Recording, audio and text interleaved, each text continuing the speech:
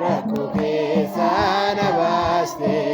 taasiste seenaa yaadomree qulqulleetti baga hankee taa'ee galgalaa fi ganamaas bagooma yaadomree gdee haati koo galmaa rakkina rakkoo keessaa na baaste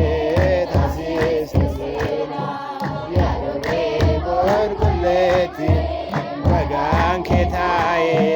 galgalaa fi ganamaas bagooma wabinaaf ta'ee diina qaanesee hidhaadhaas ba'eem haadha mootichaa hundumaa mo'ee maaltu naaf falmaa ergan kee ta'ee narraa diigdee haati koo galmaa rakkina rakkoo keessaa na baaste taasiste seenaa yaadomree qulqulleetti bagaan kee taa'ee galgalaa fi ganamaas bagooma boo'in hirteetaa dureena koo naaf haaromsitee dubree keessa koo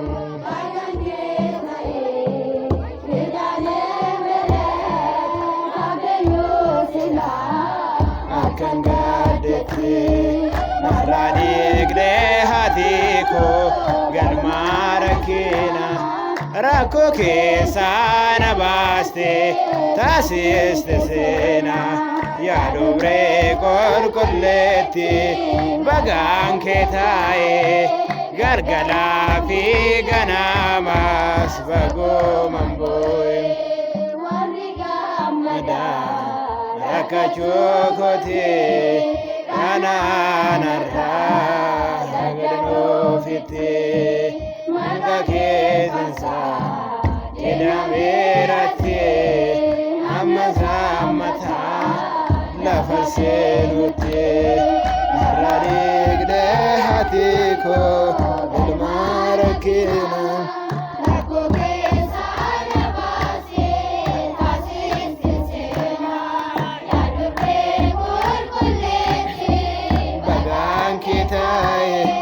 galgalaa fi ganamaas bagooma boo'in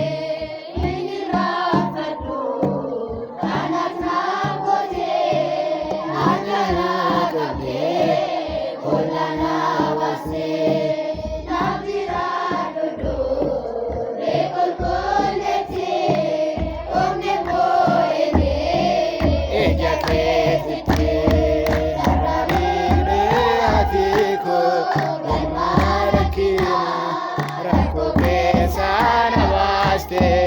taasiste seenaa yaadomree qulqulleetti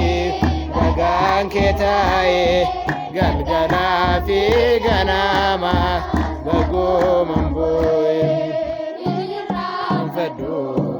manat naaf gootee harka naa qabdee hirna naa baastee namni yaaddu qulqulleetti omnen boo'eneem ija keetitti narraa diigdee haati koo galmaa rakkina rakkoo keessaa na baaste taasiste seenaa yaadomree qulqulleetti bagaan kee taa'ee galgalaa fi ganamaas bagooma boo'in haati koo galmaa rakkina rakkoo keessaa na baaste taasiste seenaa yaadomree